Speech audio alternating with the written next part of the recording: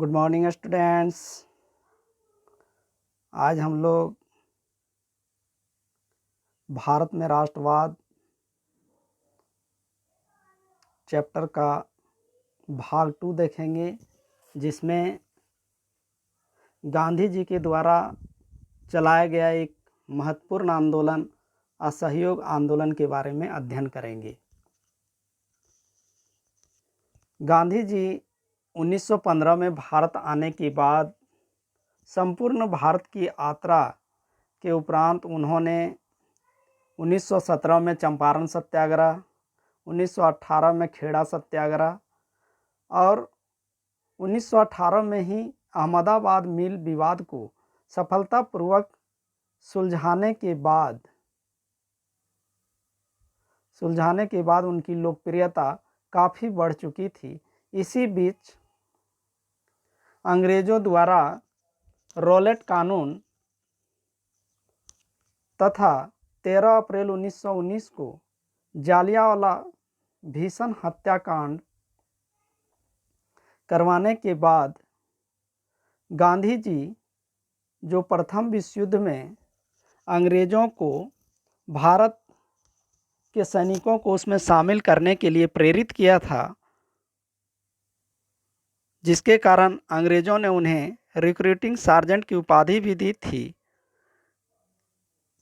लेकिन गांधी जी जालियांवाला बाग हत्याकांड के बाद तथा 1919 में तुर्की में खलीफा के अंत के बाद जो इस्लाम में धार्मिक गुरु होता था, उसको मान्यता रद्द करने के बाद भारत में खिलाफत आंदोलन दो अली बंधुओं शौकत अली और मोहम्मद अली के द्वारा जो शुरू किया गया था, उसमें गांधी जी ने अपना पूर्ण सहयोग दिया था और उस खिलाफत आंदोलन को भी अंग्रेज़ों ने दबाने का प्रयास किया।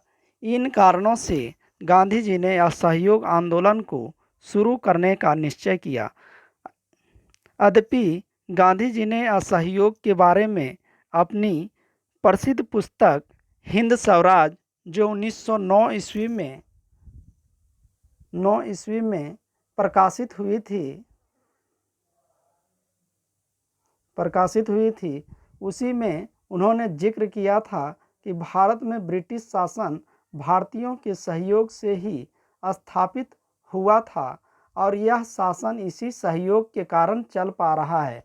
अगर भारत के लोग अपना सहयोग वापस ले लेते हैं तो साल भर के भीतर ब्रिटिश शासन ढह जाएगा और भारत में स्वराज की स्थापना हो जाएगी।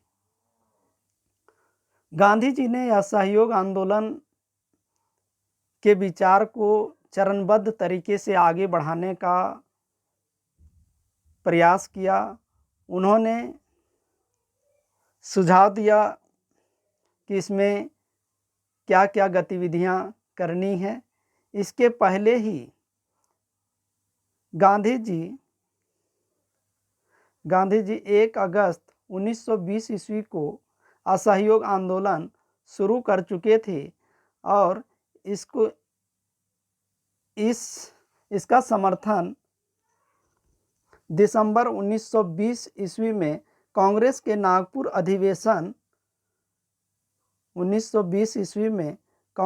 नागपुर अधिवेशन में की गई थी, जिसकी अध्यक्षता सीवी राघवाचारी ने किया था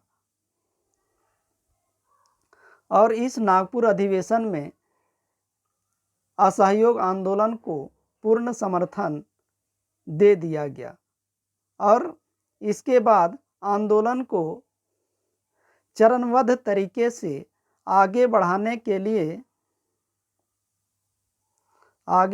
के लिए सबसे पहले लोगों को सरकार के द्वारा दी गई पदवियां लौटा देनी चाहिए। सरकारी नौकरियों, सेना, पुलिस, अदालतों,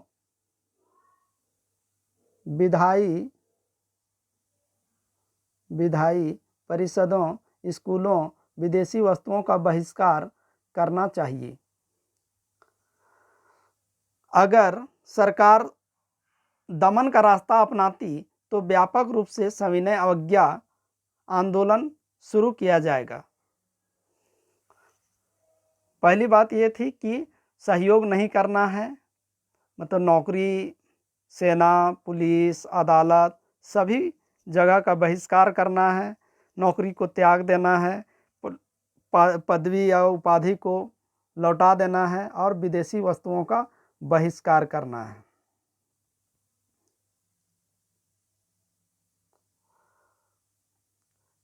इस आंदोलन में विभिन्न सामाजिक समूहों ने अपनी ओर से हिस्सा लिया, लेकिन प्रत्येक सामाजिक समूहों की अपनी अपनी आकांक्षाएं एवं इच्छाएं थी। असहयोग आंदोलन शहरों से शुरू होकर ग्रामीण इलाकों में और साथ में बागानों में भी फैला। शहरों में असहयोग आंदोलन की शुरुआत हुई और इसमें खास करके मध्यम वर्ग ने हिस्सा लिया। विद्यार्थियों ने स्कूल कॉलेज छोड़ दिए, हेडमास्टरों शिक्षकों ने अपने पद से इस्तीफा दे दिया, वकीलों ने मुकदमा लड़ने से इनकार कर दिया। मद्रास के अलावा ज़्यादातर प्रांतों में परिषद चुनावों का बहिष्कार किया गया। मद्रास में गैर ब्राह्मणों द्वारा बनाई गई जस्टिस पार्टी का मानना था कि काउंसिल में प्रवेश के जरिए उन्हें वे अधिकार मिल सकते हैं जो समान रूप से केवल ब्राह्मणों को मिल पाते हैं। इसलिए इस पार्टी ने चुनावों के बहिष्कार नहीं किया। उन्होंने अपनी समय का इंतजार कर रहा था और आर्थिक दृष्टिकोण से भी असहयोग आंदोलन पर बड़ा असरकारक प्रभाव पड़ा। विदेशी सामानों का बहिष्कार किए जाने से आर्थिक दृष्टि से काफ़ी हानि हुई। शराब की दुकानों की पैकेटिंग की गई। पैकेटिंग क्या होता था? पैकेटिंग इसमें कि प्रदर्शन या विरोध का एक ऐसा स्वरूप जिसमें लोग किसी दुकान, फैक्ट्री या दफ्तर के भीतर जाने का रास्ता रोक लेते हैं। विदेशी कपड़ों की होली जलाई जाने लगी, बहुत सारे कपड़ों को बर्बाद किया गया। विदेशी इस तरह से 1921-22 के बीच में विदेशी कपड़ों का आयात आधा रह गया। उनकी कीमत 102 करोड़ से घटकर 57 करोड़ रह गई।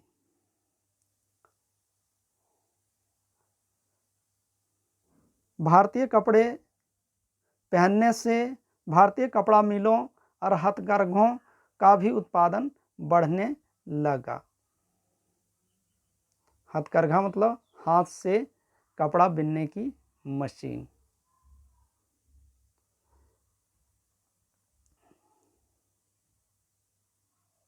खादी का कपड़ा मिलों में भारी पैमाने पर बनने वाले कपड़ों के मुकाबले प्रायः महंगा होता था। गरीब उसे नहीं खरीद सकते थे। वे मिलों के कपड़ों का लंबे समय तक बहिष्कार कैसे कर सकते थे? ब्रिटिश संस्थानों के बहिष्कार से भी समस्या पैदा हो गई। शहरों से बढ़कर असहयोग आंदोलन ग्रामीण इलाकों, देहात में भी फैल गया। युद्ध के बाद देश के विभिन्न भागों में चले किसानों व आदिवासियों के संघर्ष भी इस आंदोलन में समा गए। अवध में सन्यासी बाबा रामचंद्र के नेतृत्व में किसानों का विद्रोह चल रहा था। बाबा रामचंद्र इससे पहले फिजी में गिरमिटिया मजदूर के तौर पर कार्य कर रहे थे। गिरमिटिया औपनिवेशिक शासन के तहत एक प्रकार का अनुबंध होता था, मजदूरों के साथ एग्रीमेंट होता था और ये मजदूर को औपनिवेशिक काल में विभिन्न देशों जैसे फिजी, गयाना, वेस्ट इंडीज आदि स्थानों पर ले जाते थे और जिन्हें बाद में ये मजदूर एग्रीमेंट की जगह गिरमिट कहने लगे अभ्रंश रूप में, और वही मजदूर क्या कहलाए? गिरमिटिया मजदूर। उनका आंदोलन, गिरमिटिया मजदूरों का आंदोलन तालुकदारों और जमींदारों के साथ होता था।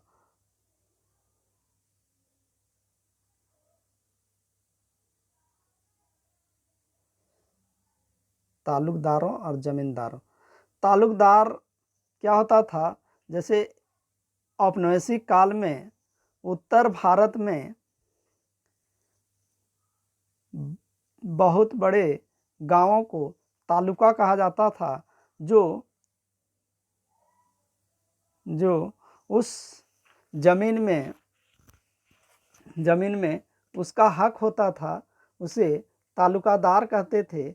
और जमींदार जो है वो पश्चिम बंगाल वाले एरिए में किसानों बहुत बड़े विशाल क्षेत्र के खेतों के कर के स्वामी या टैक्स के स्वामी होते थे। किसानों को कभी कभी बेगार भी करना पड़ता था। बेगार मीन्स होता है बिना मजदूरी का श्रम करना, लेबर करना या काम करना। मतलब ऐसा मजदूर जो बिना मेहनताना या बिना पैसा के या बिना मजदूरी के काम करे तो वह बेगार कहलाता है। पट्टेदार के तौर पर उनके पट्टे निश्चित नहीं होते थे। उन्हें बार बार पट्टे की जमीन से हटा दिया जाता था ताकि जमीन पर उनका कोई अधिकार स्थापित ना हो सके। किसान को किसी प्रकार का अधिकार नहीं दिया गया था। जून 1920 में जवाहरलाल नेहरू ने अवध के गांवों का दौरा किया और वहां अवध किसान सभा का गठन कर लिया बाबा रामचंद्र के नेतृत्व में। इस तरह से महीने भर में गांवों में संगठन के 300 से ज़्यादा शाखाएं बन गई।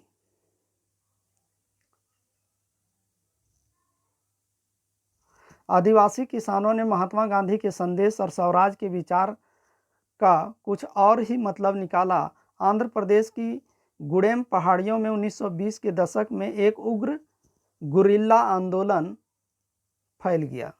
गुरिल्ला मतलब होता है छिप कर किया गया आक्रमण। मान लीजिए पेड़ पे चढ़ा हुआ है, वहीं से तीर या बर्छा या भाला से अटैक किया शत्रु पे, वही क्या है? गुरिल्ला पद्धति या गुरिल्ला आंदोलन।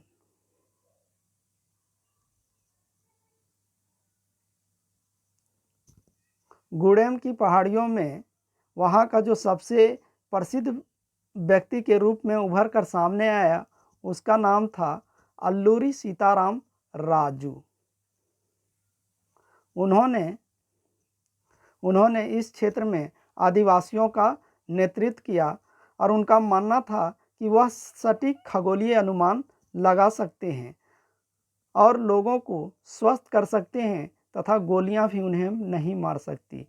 राजू के व्यक्तित्व से चमत्कृत विद्रोहियों को विश्वास था कि वह ईश्वर का अवतार हैं। आगे चलकर 1924 में अल्लूरी सीताराम राजू को फांसी दे दी गई। गांवों से चलकर यह आंदोलन बागानों में भी पहुंच चुका था और बागानों में भी जो कार्य कर रहे थे उन्हें स्वराज की इच्छा थी। महात्मा गांधी के विचारों से मजदूर जो बागान में काम कर रहे थे, उन्होंने स्वराज को बलवती करने के लिए प्रयास किया। असम के बागानी मजदूरों के लिए आज़ादी का मतलब यह था कि वे चार दीवारी से जब चाहें आ जा सकते हैं, जिनमें उनको बंद करके रखा गया था। उनके लिए आज़ादी का मतलब था कि वे अपने गांवों के संपर्क में रह पाएंगे। 1859 के इनलैंड इमिग्रेशन एक्ट के तहत बागानों में काम करने वाले मजदूरों को बिना इजाज़त बागान से बाहर जाने की छूट नहीं होती थी। यह इजाज़त उन्हें बिरले ही कभी मिलती थी। वे एक प्रकार से बंधुआ मजदूर की तरह कार्य करते थे। उन्हें बागान छोड़ दिए और अपने घर चल दिए। उनको लगता था कि अब गांधी राज आ रहा है, इसलिए अब तो हर एक को गांव में ज़मीन मिल जाएगी। लेकिन वे अपनी मंजिल पर पहुंच नहीं पाए।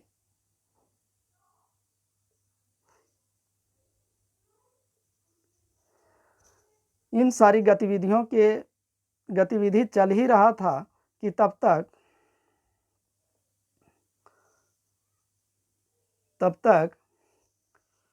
5 फरवरी 1922 ईस्वी को गोरखपुर स्थित चोरी चौरा नामक स्थान में एक थाने में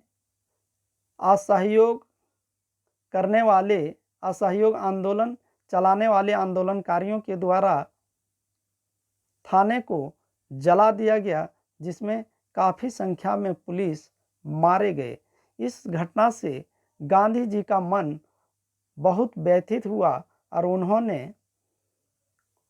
उन्होंने 12 फरवरी 1922 ईस्वी को असहयोग आंदोलन को समाप्त करने की घोषणा की।